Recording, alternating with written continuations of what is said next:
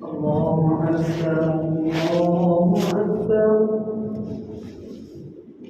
الله أكبر الله أكبر أشهد أن لا إله إلا الله أشهد أن لا إله إلا الله أشهد أن محمدا رسول الله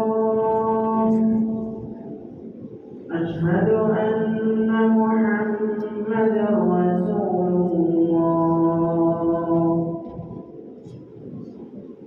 حي على الصلاة حي على الصلاة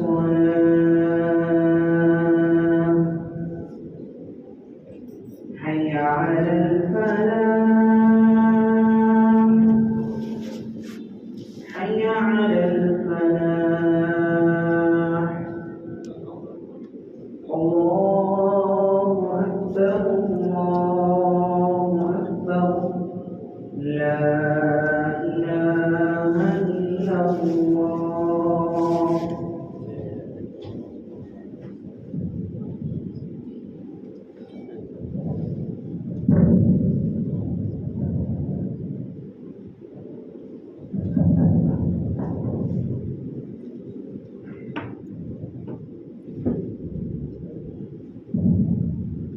إن الحمد لله نحمده ونستعينه ونستغفره ونعوذ بالله من شرور أنفسنا ومن سيئات أعمالنا من يهده الله فلا مضل له ومن يضلل فلا هادي له وأشهد أن لا إله إلا الله وحده لا شريك له وأشهد أن محمدا عبده ورسوله هو الذي بلغ الرسالة وأدى الأمانة ونصح للأمة وجاهد في الله حق جهاده وتركنا على المحجة البيضاء ليلها كنهارها لا يزيغ عنها إلا هالك اللهم صل وسلم على هذا النبي الكريم وعلى آله وأصحابه ومن تبعهم بإحسان إلى يوم الدين أما بعد السلام عليكم ورحمة الله وبركاته குர்ஆனுடைய விரிவுரையாளர் இப்னு மஸ்ஊத் ரலியல்லாஹு அன்ஹு அவங்க சொல்றாங்க,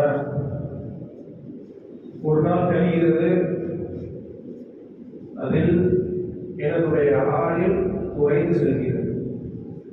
அந்த நாளிலே என்னுடைய அமல் கூடவில்லை.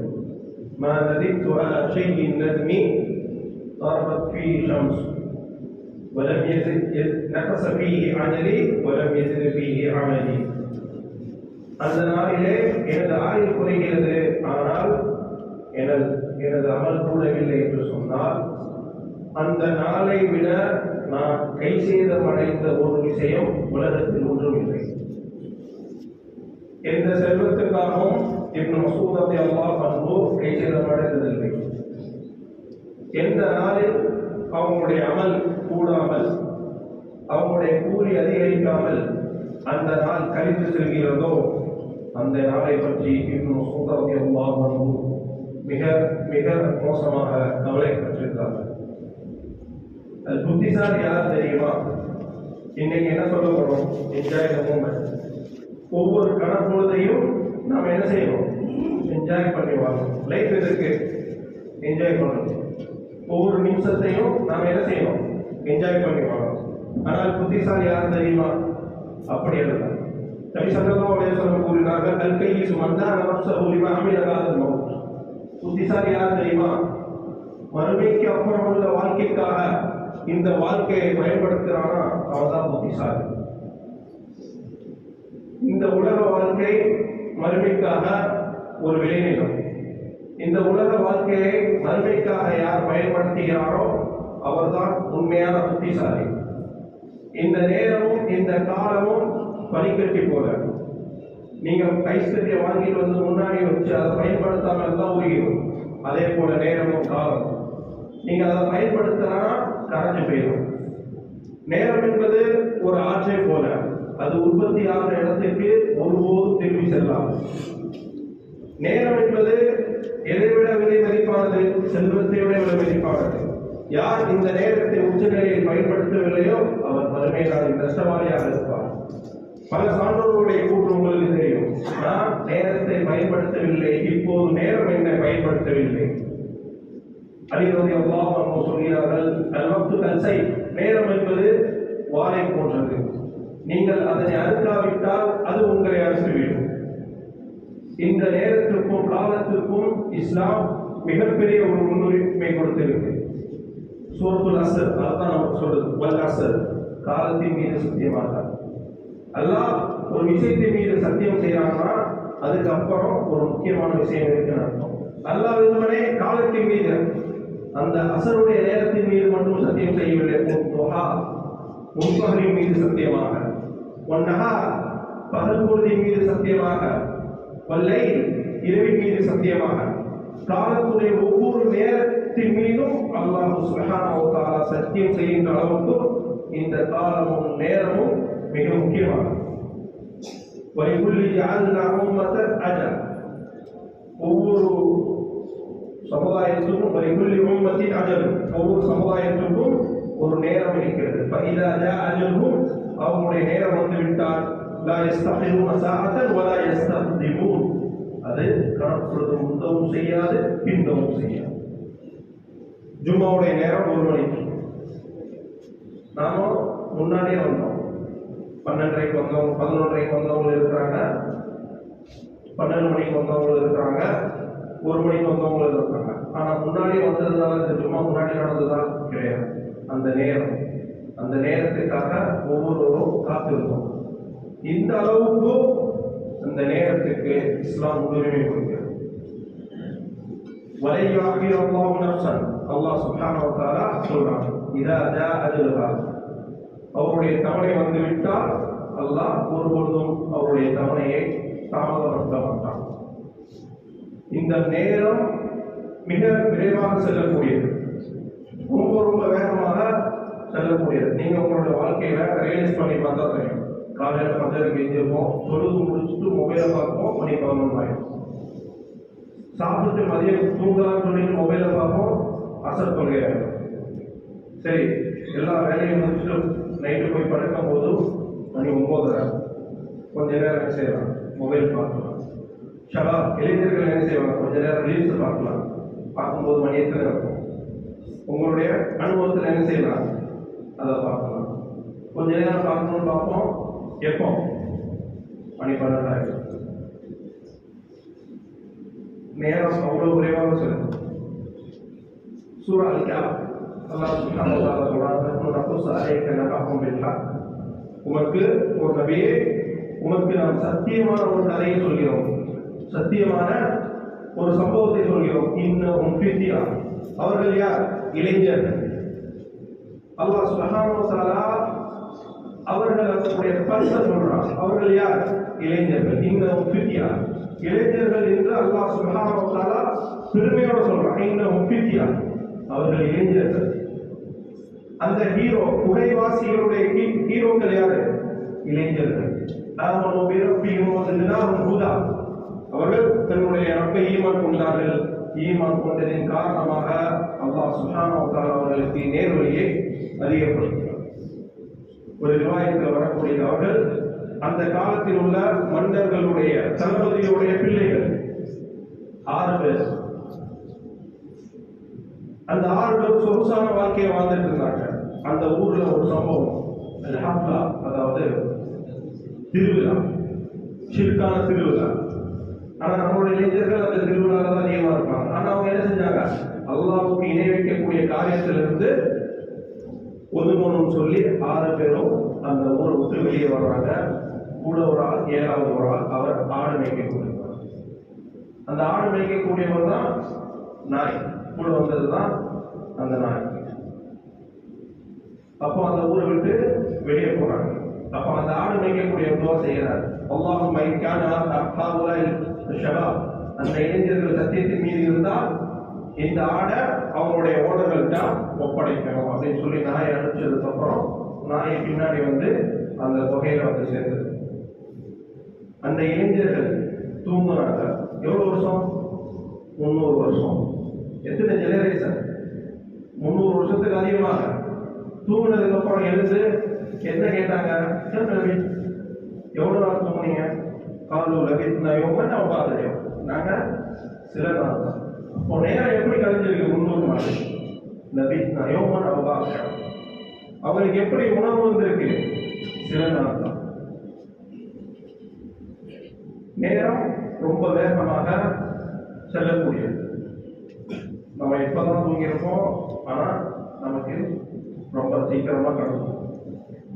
நபி ஸல்லல்லாஹு அலைஹி வஸல்லம் அவர்கள் சொன்னார்கள், எதுதனி ஹம்ஸன் கப்ல ஹம்ஸ், 5 விஷயங்களுக்கு முன்னால் நீங்கள் என்ன செய்யணும்? உச்ச நிலையில் பயன்படுத்திக் கொள்ளணும். ஷபாபத் கப்ல ஹரமி, உங்களது இளமை பருவத்தை முதுமை பருவம் வருவதற்கு முன்னால் பயன்படுத்திக் கொள்ளணும்.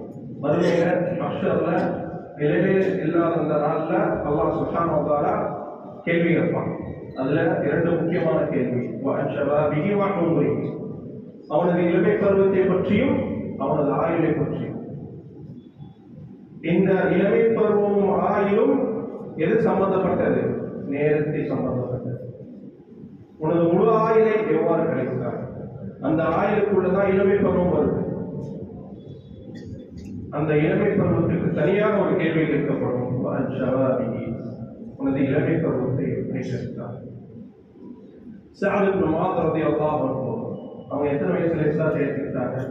இளமை பருவம். அவங்க ஏற்றுக்கிட்டதுக்கு அப்புறம் அவங்களுடைய கோத்திரம் அவங்க கையில முழு கோத்திரம் இஸ்லாத்தை ஏற்றுக்கிட்டு, ஆனா அவங்க இளைஞர்களா இருந்தாங்க.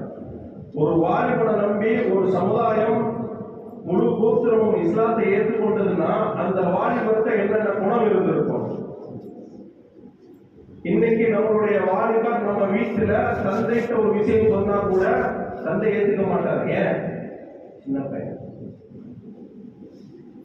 சஅத் இப்னு அபி வக்காஸ் ரலியல்லாஹு அன்ஹு, ஸைத் இப்னு சாபித் ரலியல்லாஹு அன்ஹு, இளைஞர், குர்ஆனுடைய முழு பொறுப்பு ஒப்படைக்கப்பட்ட ஒரு இளைஞர். அப்போ குர்ஆன் எவ்வளவு புனிதமானது, எவ்வளவு பாதுகாக்கப்பட வேண்டியது. அந்த முக்கியமான பொறுப்பையும் யாரிடம் ஒப்படைக்கப்பட்டுச்சு? ஒரு இளைஞர். சஹாபாக்கள் உமர் இப்னு கத்தாப் ரலியல்லாஹு அன்ஹு ஹிஜ்ரத் செஞ்சு மதீனாவுக்கு வரும்போது அவருடைய பையன் உமர் ரலியல்லாஹு அன்ஹு எங்க தங்க வச்சாங்க? மஸ்ஜித் நபவில. வீடு இருக்கு, சொந்த வாழ்க்கை இருக்கு, கூப்பிடல. ஏன்?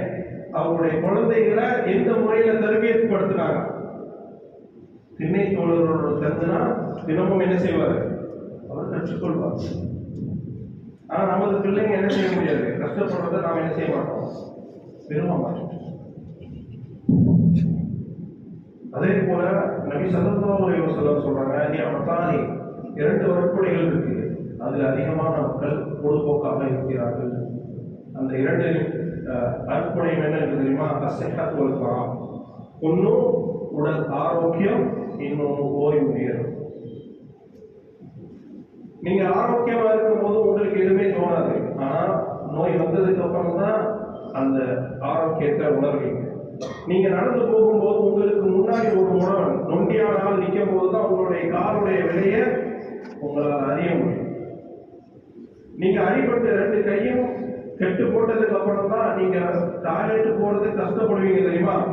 அந்த நேரத்துல தான் அந்த 2 கைகளுடைய விலைமதியை நம்மளால உணர முடியும். ஆனா மற்ற நேரத்துல அல்லாஹ்வுடைய நிஅமத் மக்பூல், நபி ஸல்லல்லாஹு அலைஹி வஸல்லம் சொல்றாங்கல்ல, அலட்சியமா இருக்கிறாங்க. அதே போல நம்மளுடைய கண்ணை கொடுத்து நாம ஏதாச்சும் ஒரு பொருளை வாங்குறதுக்கு முற்படுவோம்னா கிடையாது. அதே போல ஓய்வு நேரம். ஷைத்தான் யாருக்குமே என்ன செய்ய மாட்டான்? அமல் செய்யாதுன்னு சொல்ல மாட்டான். இப்ப செய்யாத நாளைக்கு செய். நீ இப்ப என்னது? இப்பதான் நீ ஜாலியா இருக்கக்கூடிய பருவம்.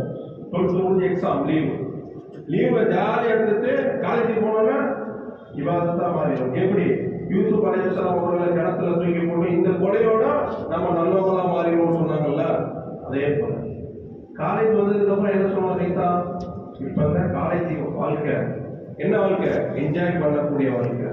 இதை விட்டா அடுத்து கிடைக்க. அப்போ அதை என்ன செய்ய மாட்டான், அவனும் செய்ய வர மாட்டான். காலேஜ் முடிச்சதுக்கு அப்புறம் என்ன செய்வான், வேலை கிடைக்கட்டும், வேலை கிடைச்சதோட அல்லாஹ்வுக்கு நன்றி சுக்கூர் தொழுகையோட நம்மளுடைய இபாதத்தை ஆரம்பிப்போம்.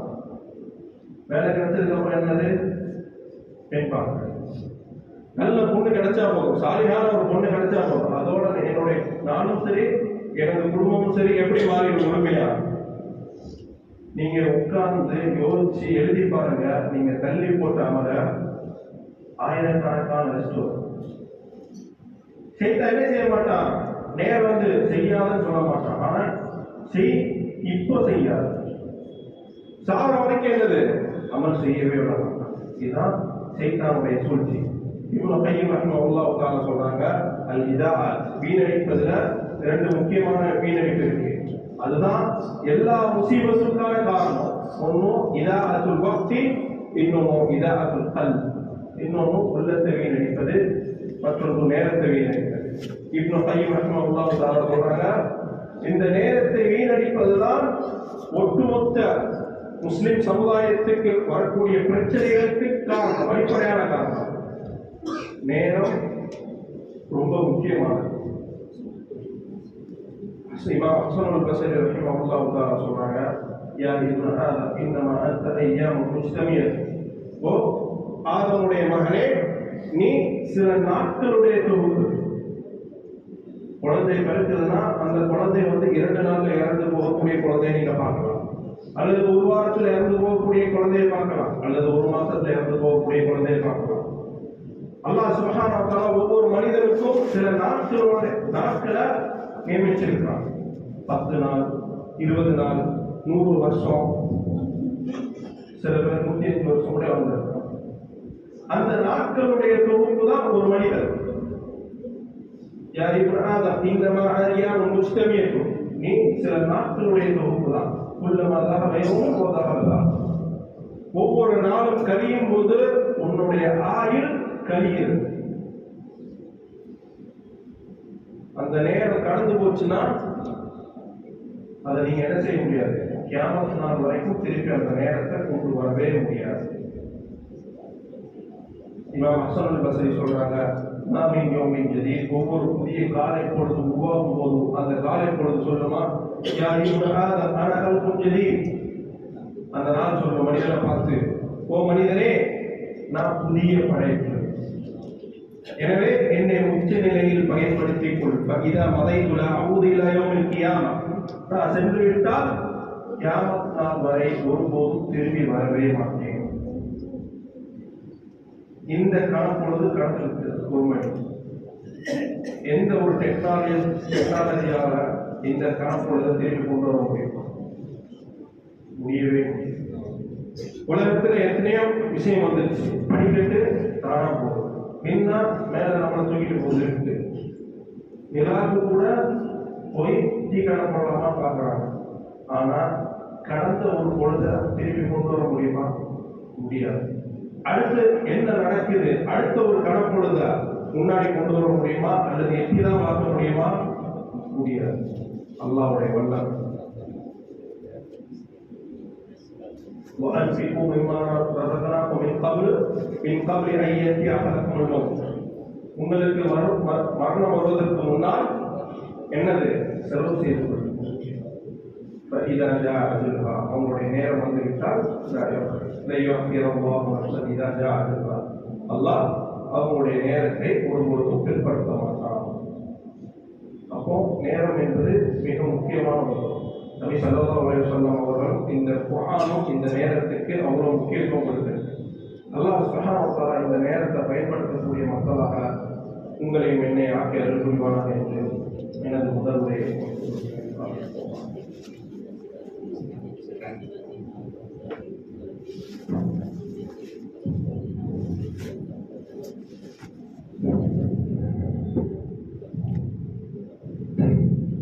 الحمد لله لله رب العالمين والصلاة والسلام على أشرف الأنبياء وسيد المرسلين محمد وعلى آله وأصحابه ومن تبعهم بإحسان إلى يوم الدين أما بعد. الله سبحانه وتعالى سورة الحاقة ألهاكم التكاثر حتى زرتم المقابر அதிகமாக வேண்டும் என்ற ஆசை, இன்னும் செல்வம், இன்னொன்று பிள்ளை. அல்ஹாக்கும் உங்களை மறதியில் ஆக்கிவிட்டது. ஹத்தா எதுவரைக்கும் நமக்கு நேரம் போவதே தெரியாது. ஹத்தா சூத்துமுல் மகாபிர் நீங்கள் இந்த மன்னரைக்கு வரும் வரை.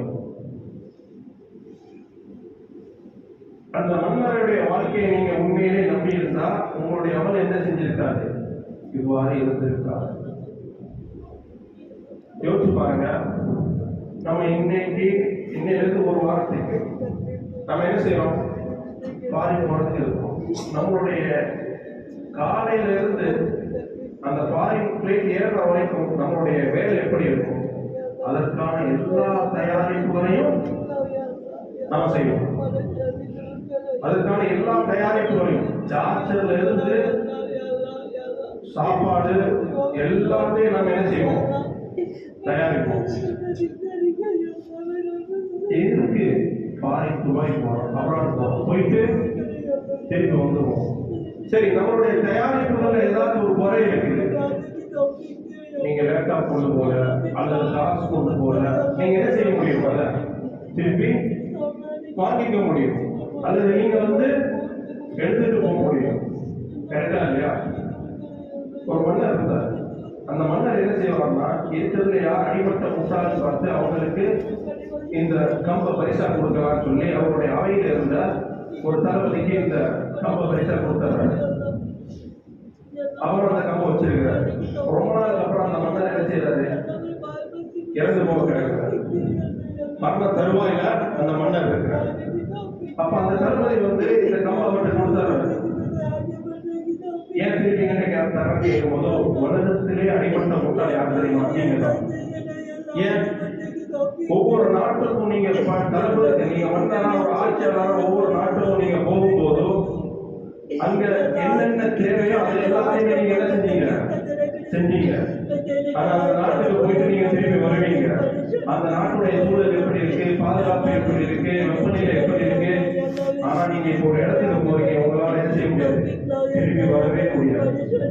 மன்னர் இப்ப ஏதாச்சும் பெட்டா கொண்டு வர முடியுமா, திரும்பி எடுத்துட்டு போறதுக்கு முடியாது.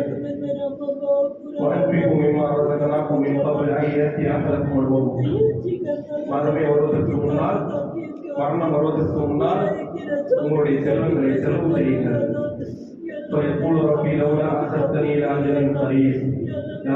எனக்கு சிறிய அவகாசம் கொடு,